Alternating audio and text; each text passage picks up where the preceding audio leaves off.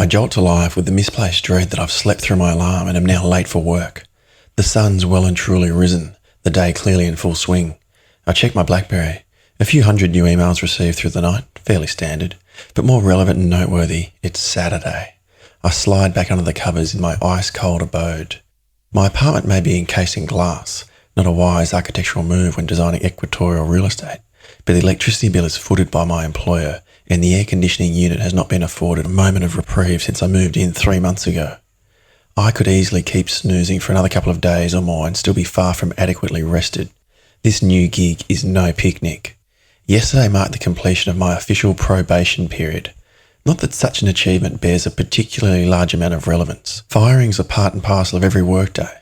It's so entrenched in the culture that anytime someone heads off for a meeting, someone else will always joke, "Make sure to take your wallet and keys with ya, just in case." It's not overly side-splitting how often these meetings do indeed culminate in a company-wide email informing those remaining that another someone has left the company with immediate effect, and that we wish them well in their future endeavours. Do we? I suppose so. My longing to stay cosy under the covers is overcome by millions of decibels of construction sound effects. There is no such thing as a slowing economy in Singapore. Buildings upon buildings are being erected in every possible direction. This is a nation infatuated with property. Thanks to borderline slave wages for manual labour and an evergreen flight of wealth from Southeast Asia into the relatively safe enclave of the Singaporean property market, no alarms are necessary on a Saturday morning. Bangladeshi men are jackhammering their little hearts out with sweaty abandon as yet another skyscraper begins its ascent to the heavens. I'm lying on my side and bracing to discard the comfort of bed when I become acutely aware of a lump. It's an overwhelming lump of pure lard where my lat muscles are supposed to be, my wings. What's happened to them? I've become the fattest of fat bastards with such effortless disgrace. I walk naked to the bathroom and look horrified at the image staring back in the mirror. I am a splotchy plastic bag filled with expired milk and covered in pubes. I resist the urge to jump on the spot. I won't have time to wait for the jiggling to subside. Enough's enough. Today, I am joining the damn gym. I hop in the shower quickly. No point completing the full beautifying regime. With a little luck and an even smaller amount of exertion, I'll be doused in perspiration in the very near future and on track to regaining some form to my once mighty lat muscles. I lace up my sneakers, covered in dust from hiding away in the closet for far too long. Even my ankles look podgy. A few blocks from home is pure gymnasium.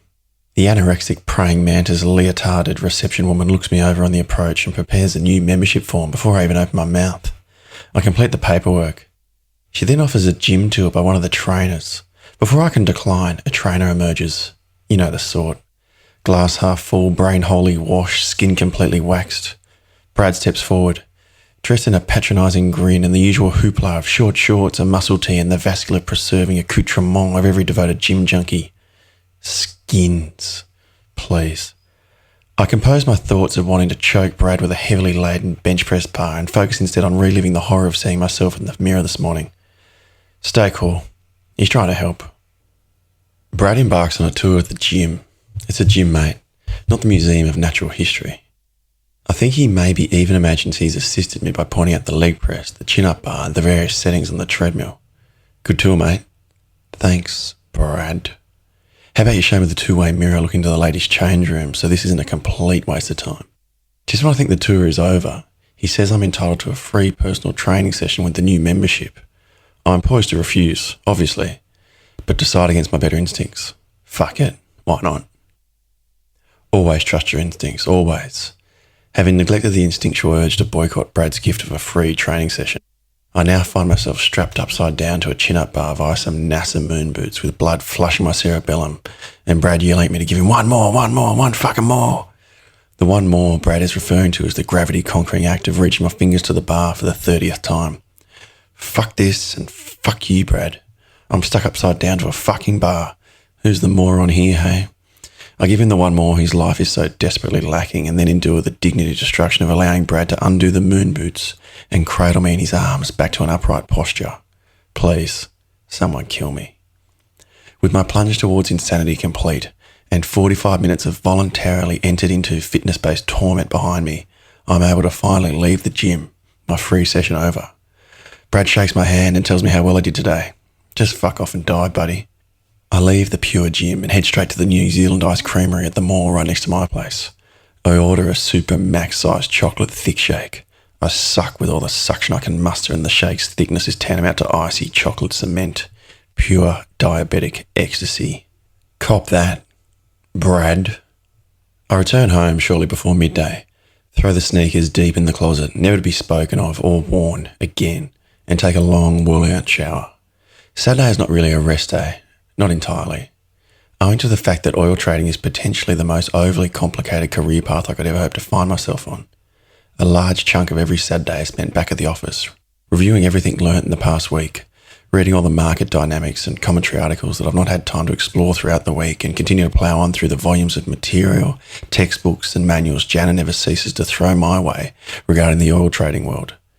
She is one nightmarishly tough taskmaster. For someone of such small stature, she's in the highest of my regard, a person who has transformed my understanding of what hard work actually is.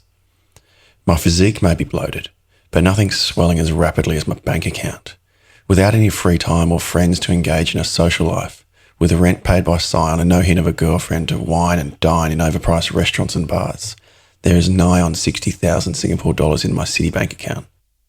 3 months of hard yakka has been well worth it. I brush my teeth, leave the AC running, lock the door and head into the office for a studious Saturday afternoon, well aware that all is fine in the world of Flynn James. The office is empty, and after an hour of reading through my personal notes scrawled down through the week, I grab one of the texts Jana has lent me and decide to study up on the underlying chemistry of oil. With the passing of another hour, I think I may finally have some idea of what naphtha is. This word that sounds like a speech impediment is the equivalent of Evian in the world of hydrocarbon man. It's a distant, distilled, refined relative of the crude oil extracted from the earth, which causes me endless headaches on a daily basis. The early evening shimmer of the imminent Marina Bay light show is in the air when my mobile rings. Slip, how are ya? Oh yeah, well thanks. Sorry, who's this? Strop, mate. Your dear old mate, Strop. Oh, fuck off. Strop. What's cracking? Mate, one of the boys told me you lived in Singers now. I'm here for a mate's bucks party. The sad cunt-nosed fuck-all people here at Singers, buddy. Come along for a booze up tonight. We're heading to some bungee bar at Clark Quay now. There are no plans, mate. Just get flogged. Be good to see ya. Come along. I'm off home to Oz in the morning. Oh yeah, righto. Listen, I'm just in the office now. I'll meet you at that bungee bar. I know where that is. I'll be a couple of hours though, alright? No worries, Slip. Yeah, cool. Be down soon, bro. I hang up and continue on with a crash course in self-tutored carbon chemistry. I make sure to add plenty of very basic notes to my reading. My memory is sure to be far from its best after a night with Strop. I'll have to rely on some well-scribbled notes so this studious afternoon is not a waste of time. How the hell did Strop get my number anyway? For those unfamiliar with Singapore, there is a continuation of quays which snake their way inland from Marina Bay. The putrid water of these quays looks like a suitable altar to baptise the Antichrist. It's hideous. Another one of the sick jokes some Singaporean Satan worshipper plays on citizens and tourists alike is running river cruises through these filthy waters. And for some bizarre reason, the cruises always appear full. What are these people doing? Paying money to cruise the sludge? I might start running tours of the sewer. It would be of equal aesthetic appeal. I'm grateful that my employment is all-consuming. If I were to find myself regularly lumbered with more than a few consecutive hours of free time in Singapore, I would certainly kill myself. This place is one fucking shithole. Boat Quay is nearest to Marina Bay and closest to my office. At each day's close of business, or earlier, you'll find Boat Quay's many Irish bars full of plump expats chugging Marlboros, downing ales, watching the English Premier League and talking about how fit they were before they moved to Singapore. Clark Quay is the next stop, a frenzied sort of more tourist-orientated continuation of Boat Quay. The Irish pubs and well-fed, overpaid expats become replaced with themed restaurants, flashy nightclubs, and Singaporean youths struggling to find an identity. The bungee bar marks the beginning of Clark Quay. You can smash a few pints, then indulge in some reverse bungee jumping, i.e. you can pay to be flung at Mach 10 speed into the sky. I'll pass. My cab pulls up and I walk on in to see good old Strop. Slip, you fucking shot for sore eyes. Give me a hug. Strop is such a sweet talker. I haven't seen him for a few years, which suits me fine. He's a reckless unit. This was a big mistake coming here. I've got immediate regrets. Strop, good to see you, mate. What the hell are you doing here? Meet Jeff. Jeff, this is Slip. Jeff. Jeff is one monster of a man. Huge. and he's swaying like a freshly stun-gunned hippo. G'day, Slip. Nice name for a homo. I'm getting married next week. Stupid bitch finally wore me down. From first impressions, I can definitely concur that said girl is indeed a stupid bitch. Oh, right. Sounds romantic. Just fucking with you, mate. She's my soulmate. Fucking love the tramp more than heroin. I hope I get an invite to the wedding. The speeches would be a treat. Yeah, gotcha. Okay, I need a drink. Let me slip. I'll call over our little bar wench. She fucking wants me so bad, man. Only human. Just so you understand how misplaced Strop's confidence with the ladies is, be aware his physical characteristics can best be described as forming the brainchild for the Michelin Man advertising campaign. Only human indeed, mate. The next 2 hours involve me binge drinking to the extreme to ensure the conversation doesn't entice me to jump into the waters of Clark Quay with lead glued to my shoes. Along with Strop and Mr. Head Over Heels Jeff are another two fuckwits. Like wolves, fuckwits travel in packs. There's Russell from Perth. He looks like he's a Hell's Angel lieutenant, and I'm yet to figure out what he's actually doing for a crust in Singapore. He's not what you'd call a big talker, and sporting a lengthy, jagged scar on his cheek, he's not the sort of bloke I'm keen to probe too intently for information. And then there's Jason, a tubby Greek guy, sweating profusely and joining Strop in the delusions of desire he assumes the waitresses have for him. Between gulps of Tiger, I'm eyeing my opportunity to smoke bomb out of this bucks party at the first clear chance. Well, fuck this. Let's get some fucking chicks, eh? Jeff, his adoration for his chosen tramp is questionable, I've got to say. There's a good karaoke bar nearby, mate. Full of fucking little flippers, bro. Strop pipes in. He seems to know Singapore better than me. And what the hell is a flipper? Well, let's go then. Finish your drinks, lads. We each neck the remainders of our drinks and walk to the taxi rank about 50 metres away. There are 5 of us, one too many for a single cab. Thank you, Lord. I sense my smoke bomb prospect and immediately pretend to take a phone call. With my BlackBerry to my ear, I look flustered and yell at Strop. I'll just see you there, mate. I have to take this call. Sorry, bro. Nonsense. I'll wait with you. We go together. Oh, great. Good idea. Fucking Strop. Strop opens the cab door for the others, tells the driver where this flipper place is, and then stands by my side as I speak earnestly to thin air before hanging up. Okay, let's go then. Fuck, it's good to see you, mate. I really wish he would just hurry up and piss off. Strop hails down the next cab. It's nearing 11 p.m. I resign myself to the reality that I'm locked into at least another hour before I can escape home. Strop tells the driver to take us to Circular Road. Circular Road is right next to work and a street where I often grab lunch. Phenomenal noodles. The cab pulls into Circular Road and I hop out to see Jeff, Russ and Jason being led into a bar by a dozen barely legal Filipino girls. This is the same bar that serves up noodles by day. What the fuck? We start walking towards the bar. I realise just how pissed I am. Each step is accompanied by a wobbling balance readjustment. This is an awesome karaoke bar, Slip. You drunk enough to have a sing yet? Yeah, I guess. These girls look pretty damn skanky, mate. Oh yeah, don't sweat it. Jeff loves his flippers. What are flippers? Filipino girls, mate. Circular Road is flipper fucking central. As we arrive at the entrance, a couple of flippers grab me by the hand and lead me inside. It's freezing in here. The aircon is spectacular. The window to the street is completely fogged from floor to ceiling. The flippers, are giggling away as they lead me to the bar, looking like they should probably be at home studying for school exams rather than parading on Circular Road in skimpy black dresses. One asks me what I'd like to drink. I order a Tiger and take a seat with the others at a bench, expecting to see some microphone and the usual karaoke paraphernalia. No stage is visible. Maybe they just bring the microphone to you if you pick a song you want to ruin by singing. The little flipper returns with a Tiger. That'll be $20. $20? Shit. Righto, here you go. And you want tequila? Nah, thanks. You sure tequila be good? No, I'm fine. Cheers. And which one of us you like? Huh? Which one better for you, big boy? Me or my sister? You're nice. Oh, you really mean a big boy? You like me? Well, I guess so. Oh, thanks, honey bunny. Yeah, sure. My chosen girl now sits on my lap. Not easy as I'm perched fairly high up on a bar stool, while the sister walks off in a huff. The selection of this girl is based on her teeth being a few degrees less fucked up than her sister's. There's obviously not a big affection for dentists in Flipperland. I noticed for the first time that each of the other lads has a flipper on their lap too. Mine puts her hand straight between my legs and starts grabbing for my dick. Okay, I know I'm a real dreamboat, but this is ridiculous. What the hell is going on? I turn to Strop. Mate, what's the go? What sort of karaoke joint is this? How long you been living in Singers, mate? 3 months? Have you never been to Circular O before? Oh, I get lunch here a fair bit. You crack me up, mate. This chick's giving me a fucking handy. Hell yeah, that's the point. The point. Isn't this a karaoke bar? Karaoke. Nah, mate, that's just what we tell our wives and shit.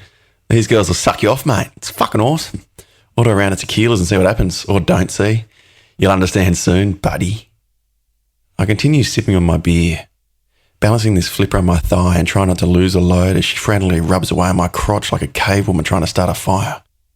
The 5 of us are sitting at a bar bench, each being tossed off under the table, all the while continuing to talk rubbish banter and sip our grogs. Let's grab a few rounds of tequilas, eh? Strop takes charge and the flippers all squeal with excitement. Fuck yeah! Jeff's thirsty. Yeah, righto.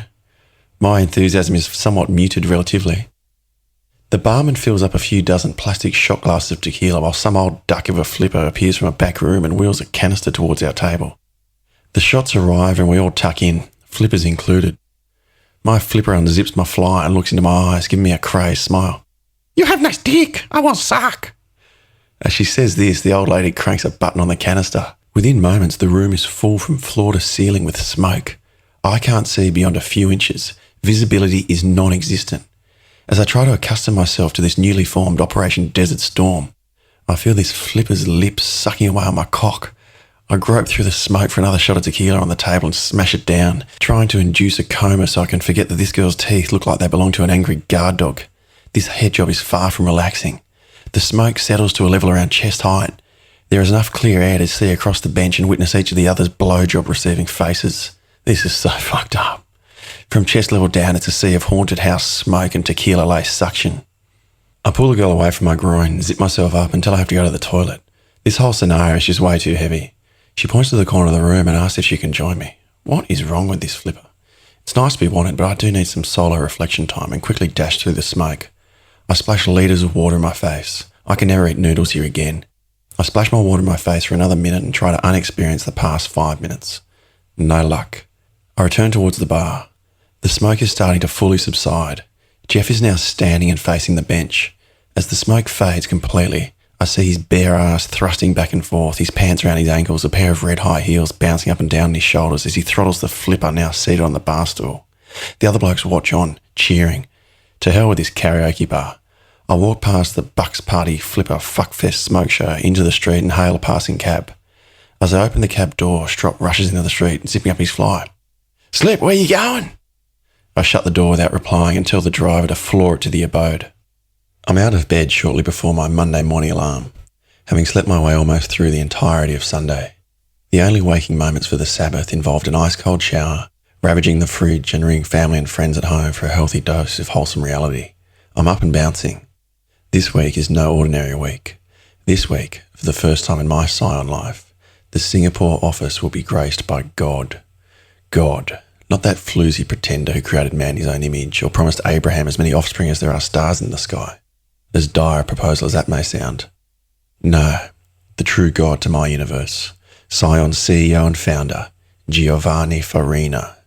I've garnered only scant snippets of information about this force of nature. Staff members, traders included, speak of him in hushed tones while persistently glancing over their shoulders, worried Giovanni might wondrously appear from his Geneva HQ. Scion is not a publicly listed company with its shares listed on stock markets, hung out to flourish or flounder at the behest of investors or its books open to pesky invasions from would-be corporate raiders. No, this is a fiercely private company where commercial decisions are made on strictly revenue-producing grounds of reason, free of ethical considerations to cloud capitalist streams of consciousness. Our creator is in town for the busiest week on the Asian oil trading calendar, APEC, the Asia Pacific Petroleum Conference. I'm told this is a dedicated week of meetings, presentations, backroom negotiations, an opportunity for anyone and everyone in the mug's game of oil trading to get together and figure out how best to profitably spread hydrocarbon molecules through the planet. For the first time in 3 months, I decided to start the day with some stretching. Not yoga, just stretching. After 5 minutes, all major muscle groups are reasonably supple, despite still being well camouflaged beneath layers of flab. Air conditioning floods the room, but some light exercise sets the sweat glands racing. My face has a rosy glow. Healthy body, healthy mind, healthy lather. I head to the bathroom, scrub thoroughly in the shower, then pay close attention to shave precisely before generously splashing my face with the Issey Miyake Eau de Toilette, reserved for special occasions. I even don a suit jacket and tie for the first time since my opening day. It's impossible to overdress when an encounter with God awaits. I arrived at Imbula in unison with Sebastian, grab my Vegemite toast and flat white while he gets some sort of herbal tea laced with the semen of a Bengal tiger. Bestial sicko. I have absolutely nothing in common with Sebastian, nothing whatsoever, apart from the obvious fact we are both hanging on for dear life to the same ladder leading to the pinnacle of well-paid cuntiness. We're now a mere few rungs from the trader combination. Although each day is filled with cold sweats in those milliseconds before submitting a piece of work, one minor mistake and any grip on that ladder will simply vanish, with or without a farewell song from some fat bitch songstress. A genuinely insincere, Flynn has left the company with immediate effect, email to bid me adieu. On leaving the cafe, we run into Paul, the Aussie derivatives trader, also en route to fuel up on Vegemite toast and a full cream flat white. Best behaviour today, boys. Big Giovanni's in town. He smiles and continues on his way. As we enter the office shortly after 8 a.m, it's clear we are not the only God worshippers at Scion. Every other morning of my 3 months here, aside from the presence of myself, Jana and Sebastian, the office is empty until at least 8:45. This morning there are people in all directions well before the decreed 9 a.m. official start time, all furrowing their brows, looking agitated, partaking in a staged semblance of corporate contribution. What a pack of phony cunts. God won't be fooled by these crawlers. My probationary 90 days has enlightened my awareness to the Singaporean psyche and general way of life. To call Singaporeans superficial would be to undermine the concept of superficiality. Being superficial implies there is something of substance beneath the surface. No assumption of substance seems fitting for Singaporeans. In a country devoid of sporting heroes, cultural icons, or anything remotely worth being patriotically proud of, Singaporeans have fully embraced the notion of inhabiting nothing more than a material world. In this financially prosperous nation, whose geography resembles a pimple on the tip of the Malay Peninsula, the twin cornerstones of its population are fear and greed. Singaporeans are fearful of everything, be it chewing gum, freedom of speech, or merely finding themselves amongst the native savages in one of their neighbouring Asian countries. You literally need to hold a gun to a Singaporean's head to convince them to drive the Johor-Singapore bridge into Malaysia. They are certain they will instantaneously perish if they set foot there. And you'll have even less joy trying to convince them to post something politically controversial on their Facebook page. They are rightful to be fearful here though. People have a habit of going missing shortly after their Facebook posts make mention of any perceived social shortcoming in this so-called democracy. And chewing gum, well, that probably has germs or AIDS wrapped up in it. Yuck, get rid of it. Now, as for greed, this pillar of Singaporean modus operandi is far from unique. Greed plagues humanity as a whole. I mean, fuck, it's the reason I'm here in this job in the first place, purely because I want to make as much money as possible. But Asians in general appear nauseatingly consumed with the value of material wealth. The only difference being, Singaporeans are endowed with enough financial freedom to waste it willingly on watches, handbags and cars, in the steadfast manner their Asian neighbours can only dream of. I resist the urge to continue bad-mouthing Singaporeans in my thoughts. It can't be healthy having this much pent-up anger. I settle instead on my morning tasks after quickly destroying the Vegemite toast and slowly sipping away on the flat white. I update the cost forecast for Juan and Keith's latest cargoes, ring the credit department to ask for an explanation as to why they're reaming Keith with financing fees. Fees? This isn't retail banking. We're all in the same firm here. I then proceed to adjust the hedges on one of Keith's cargoes for an outturn gain. Outturn is the actual quantity of oil discharged at the terminal. Usually there'll be an outturn loss, where the quantity discharged at the terminal is less than the loaded amount quoted on the bill of lading. The boffins like to reason this is due to evaporation or temperature and pressure anomalies at each port, or maybe some oil is just stuck to the tanks. General shit like that, which sounds plausible enough, I guess. This is physical commodities trading after all. Nothing is straightforward or precise. At the end of the day, we're dealing with filthy, greasy, slippery oil. But to have an outturn gain, apparently the 596,000 barrels of oil loaded in Oman has now expanded to 599,000 barrels upon delivery in South Korea. Huh?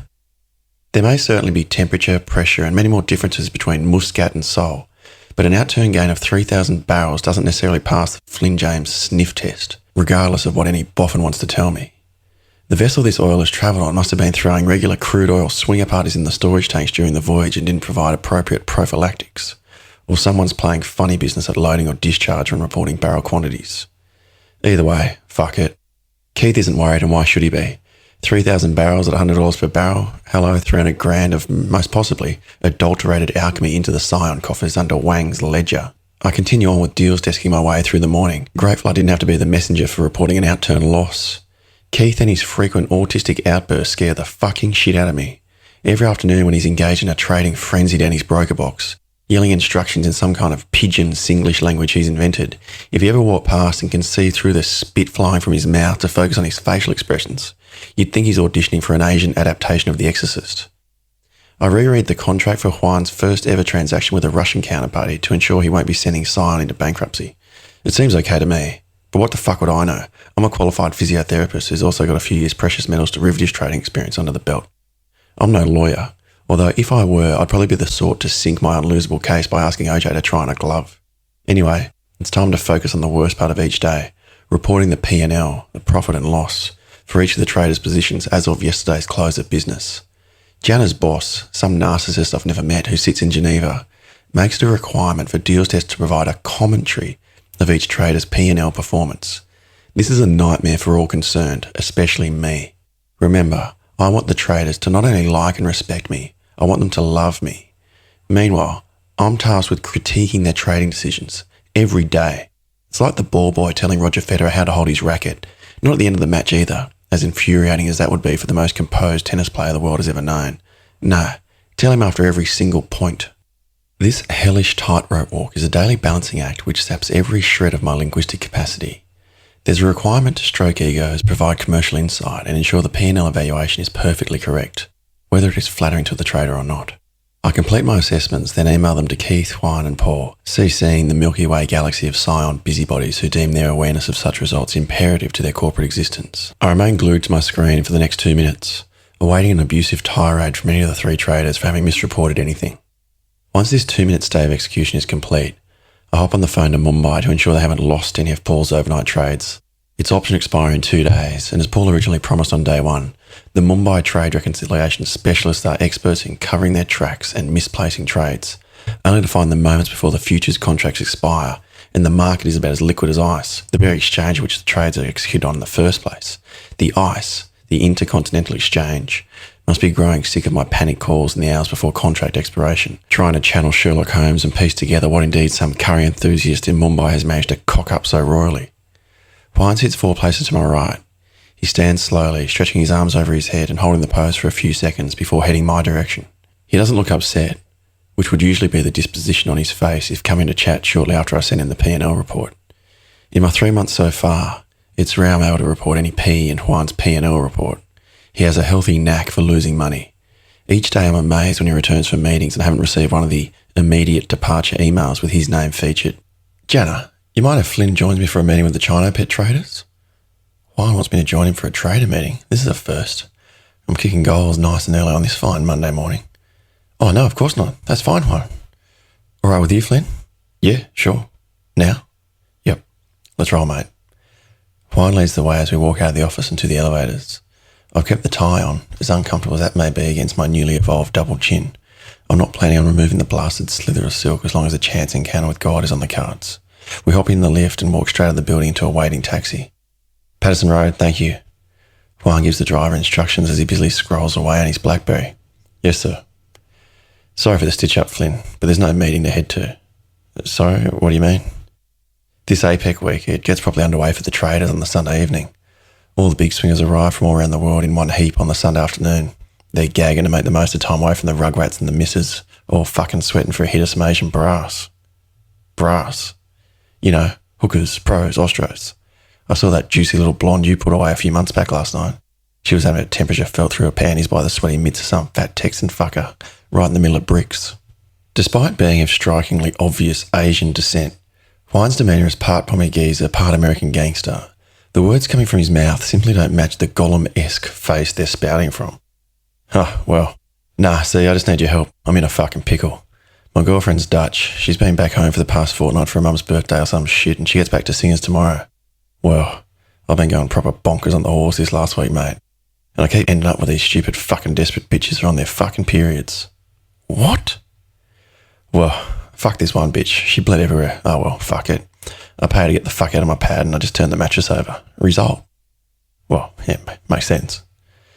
And then I get all razzed up last night, heat off the scale, flogged and raging, find myself off tits in bricks once again. Wait, what's bricks? You shitting me, cunt. Nah, what is it? It's a nightclub full of whores. The place we took you that first night a few months back. You know, the place where they kicked you out for passion with that little blonde. You're supposed to pay them and fuck 'em, mate, not kiss 'em like you're sleepless in fucking Seattle. Anyway, I'm all razzed last night, take another bird home, give her a good pummeling and then lose my shit. There's blood fucking everywhere. Jesus. Too right, fucking Jesus. This bitch is just completely bled out on the other side of the mattress now. Oh well, what can you do? I was so fucked I managed to fall asleep without thinking too much about the pool of blood I was in. Holy shit, man. You're a sick bastard. Yeah, save it. I just want you to help me carry the mattress out of the place and down to the garbage pile in the basement. Already ordered a new one to be delivered this afternoon. Of course, that's fine. Oh, and I'm a bit worried about stray hairs and that sort of thing, man. My girl's a blonde-haired Dutchie. All these whores I've been pumping, they're all dark-haired Filipinos. So once we've dumped the mattress, I need you to help me give the place the full white glove once-over. My girl barely trusts me. I know she'll be giving the place the CSI treatment, searching for stray hairs, used condoms, that sort of thing. You got to help me make sure the place is pristine, man.